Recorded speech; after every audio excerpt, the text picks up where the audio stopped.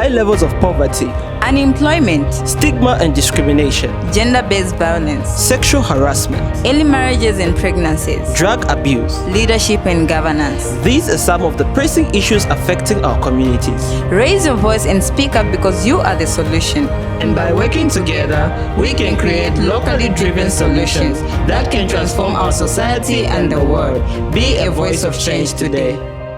Impact Show, the voice of change. Ladies and gentlemen, welcome to the Impact Show. Now, the Impact Show is a show where we really get down to business. We talk about a lot of stuffs, and definitely today, as you are tuned in, where you are watching us, we are here going to talk about governance. And my guest on this show is Mr. Stefan Sumbwa. Actually, welcome, sir, to the show. Welcome. I must say it's a privilege having you. And thank you so much for inviting me to this program. Yeah, sure. Now, Mr. Aka, you've been making noise, let me say, especially on Facebook, on social media when it comes to, to issues of governance here in Livingstone. A lot of people have just been seeing you posting, and, things have been seen. Also, you post problems and solutions, proposed solutions, I must say. For a start, who is Mr. Aka? Well, I'm just a simple guy. I grew up in the UK, but I was born in Livingstone.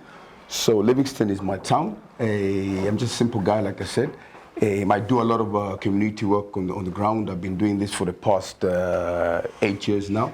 Okay. So I'm just an average person that's trying to make a difference in the constituency. But I'm also one of the aspiring MP candidates for Livingstone.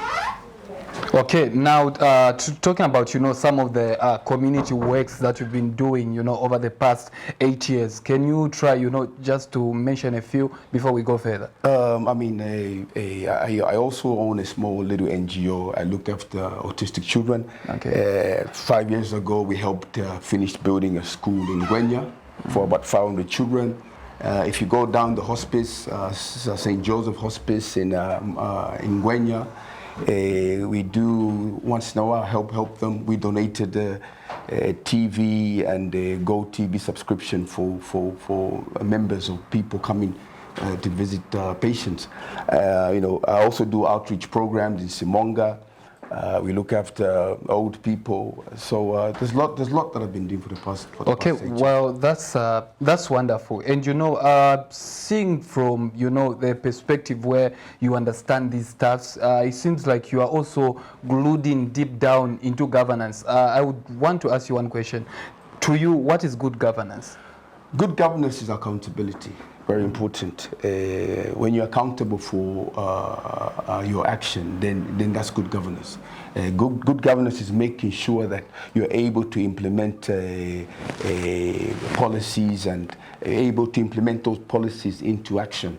So that the community, the citizens of this country can benefit from what good governance is. Yes. Now, narrowing it down, also to the people, because we've seen, you've been seemingly become the voice of the voiceless. What are some of the gaps that you've seen for you to come out like that, and also to mushroom, and also to show your interest to stand in as MP?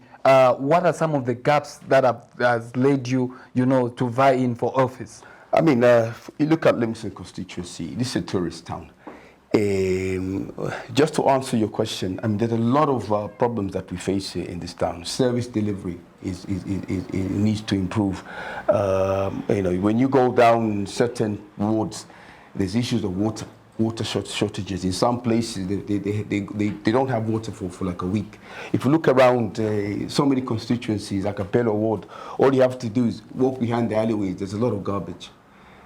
When you go to Sumbwa, you find a lot of leakages, sewer leaks.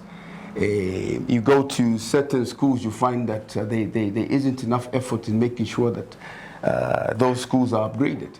So there's a lot of problems that are facing Livingstonians, and for me to highlight these issues, it's not because I'm aspiring as an MP. I've been doing this for a very, very long time. I think it's very, very important that even last time when the president came, he talked about service delivery.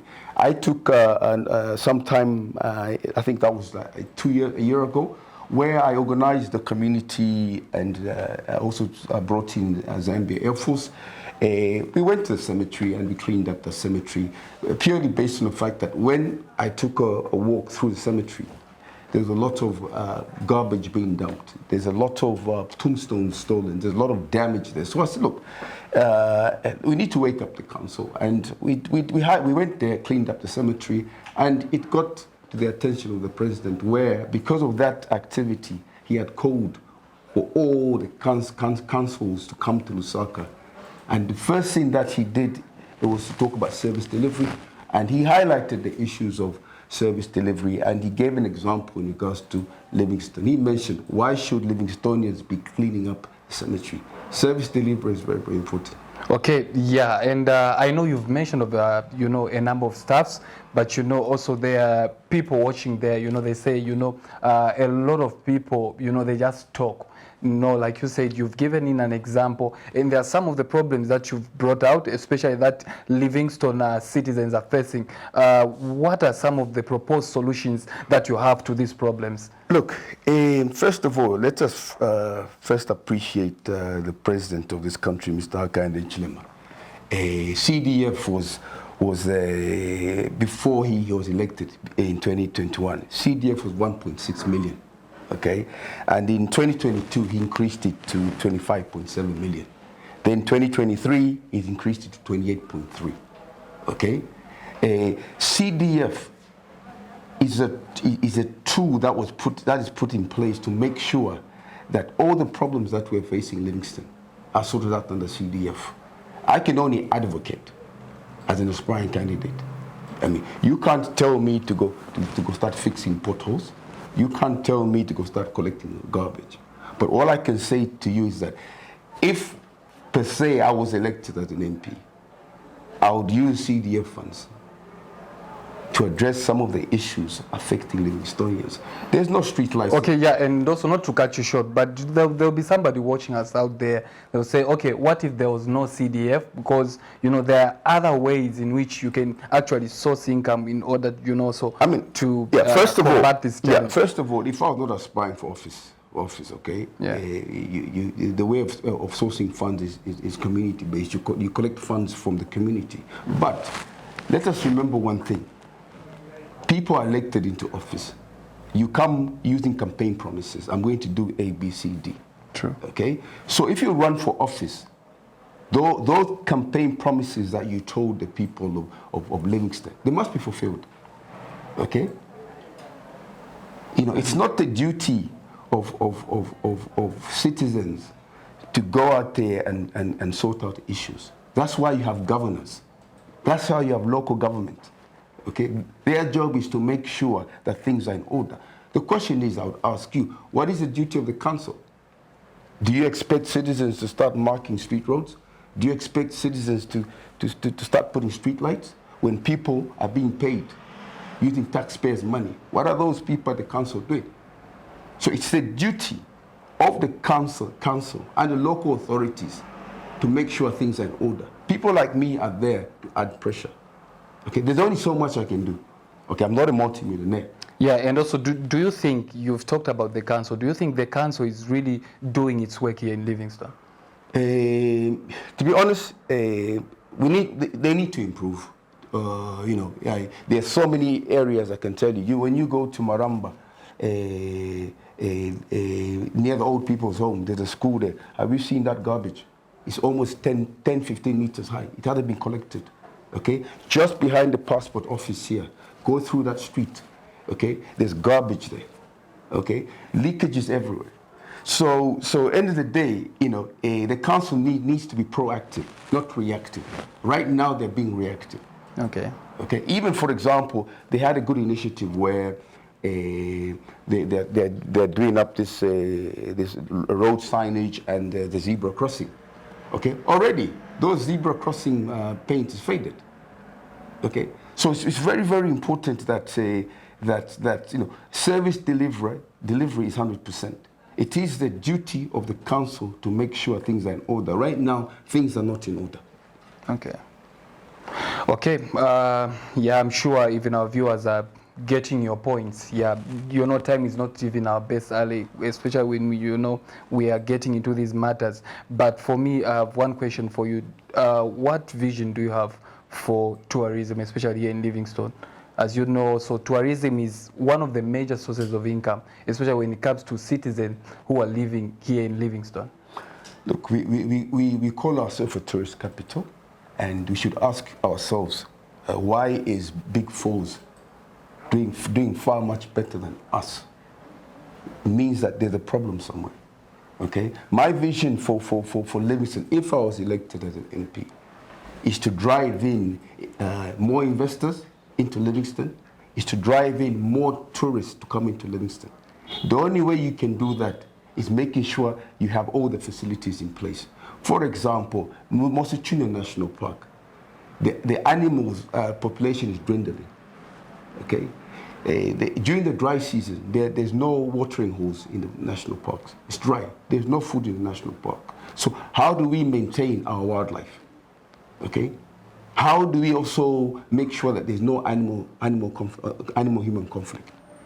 Okay, my vision for Livingstone is, look, first priority number one, in Parliament, I would advocate for the stopping of further developments in our national parks.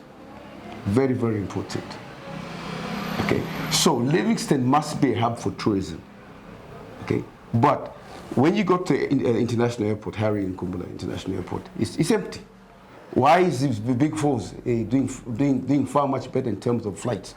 When tourists come to Livingstone, so by Big Falls you're referring to Zimbabwe, right? Zimbabwe, yes. Oh, okay. When tourists come to Livingstone, you're counting numbers, but these tourists cross into Zimbabwe. Why? So we need to duplicate the blueprint. We ask ourselves, what is Zimbabwe doing that we're not doing? Okay. My vision is to make sure that Livingstone is a hub for tourism. I mean, have you ever wondered why tourism in Zimbabwe is doing better than our side? It's because they've got a blueprint, and that blueprint is what makes their tourism effective.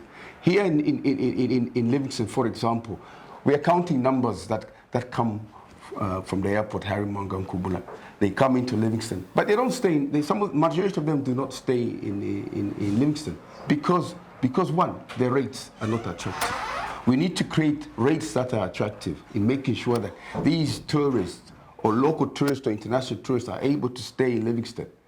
When they stay in Livingstone, you're creating a pool of revenue, and that revenue generated will help develop this town. But we need to increase activities at the airport. It starts at our airport, and it also starts by marketing our country abroad. If you're in the UK, if you're in the States, the first thing that should be on the map is Livingstone. So we also encourage the relevant tourist board countrywide to market the country effectively, to market Livingstone, and also make sure that the rates that we have are competitive on the Zambian side. Okay, also, and not to cut you short, because we've interviewed someone in the tourism industry, and they have raised the point of saying, what's killing us is the name. Here we have Livingstone, and there it's called Victoria Falls Town. Do you think that is affecting us? No, it's not, because I'll give you an example. South Africa uses Victoria Falls. Remember when that actor Will Smith came, he thought Victoria Falls was in South Africa until he came to Livingstone. Okay, they should not say because it's Big Falls, and because it's also called Victoria Falls here. Okay, the other name for Victoria Falls in this country is Mosechunyo. Am I not right? Yeah. Okay, so that's not an excuse. The issue here is being competitive in your rates. If you're not competitive in your rates, it's got nothing to do with the names. When you take a trip, if you want to go boat cruising, or boat sailing, whatever, you can literally count the boats that are flowing from the Zimbabwean side. On our side, it's just a handful. So to boost tourism in our town is we need to be competitive in our rates in terms of lodging, tours. We need to be competitive in regards to our flights. Our flights coming into Livingstone are way too expensive. That's where a lot of people, even Zambians, when they want to go abroad, they go to big falls to fly out because it's cheaper. So it's all about the rates. Okay. We have the hotels, we have the landscape, we have the infrastructure. The bottom line is we need to improve on the tourist rates. We need to create effective cost strategies that are able packages that are able to attract people. Okay, if we can't do it, copy what the Zimbabweans are doing. Okay, yeah, and also, as we are concluding, I think, also the major concern is also the youths here in Livingstone, because they have been, raising concerns that youths have involved much, in drug abuse, and a lot of youths are not doing impactful stuff. Do you have a vision for the youths? Bottom line is, to keep a youth busy, you have to give him something. Basically, bottom line is create employment. Second is it create opportunities where even if let's say they're still in school, where do they go? We need recreation centers around this town for training, for leisure. For example, you've got a swimming pool, you've got a squash, you've got a golf club. So when you attract the youth towards these facilities, they won't be bored. Those that have finished school, you ask yourself, where are the job skills? I would encourage a lot of tour operators and companies in town to make sure that youths that have come out of school, give them a job training in terms of these incentives where they work experience basically. But I would encourage that when you put people on work experience, the youths, also pay them something whilst they learn. So it's very important. All the youths, when they finish school, they're always looking for something, either job or empowerment. Yeah. So it's very, very important that we focus on the youths because they are the future, the building foundation of Livingstone, the building foundation of Zambia. Empower them in job creation, in training, in whatever, and they'll develop this constituency. Okay, well, I must say, Mr. Aka, it was, it was a privilege, and it was actually, nice having you on the show. Do you have any last words for the viewers out there? All I can say, look, this is our town. Livingstone is our town. Let us continue doing what is right. Let us continue talking about issues affecting our constituency. Where are the shortfallings? Let us take on the local authorities. If you don't, you lack in development. So it's very, very important we hold accountable those officials in local offices. They're getting paid. They're getting paid through taxpayers' money. Hold them accountable for their actions. Okay, there you have it, ladies and gentlemen. That was the Impact Show. Today we were strictly talking about governance, especially here in Livingstone, with the one and only Mr. Aka. A lot have been, just seeing him on social media, how he has been advocating for issues. So we thought it would be right also to bring him here, and also that people can know his stance and also his views towards the challenges that citizens are facing. From me to you, it's goodbye, and see you next time.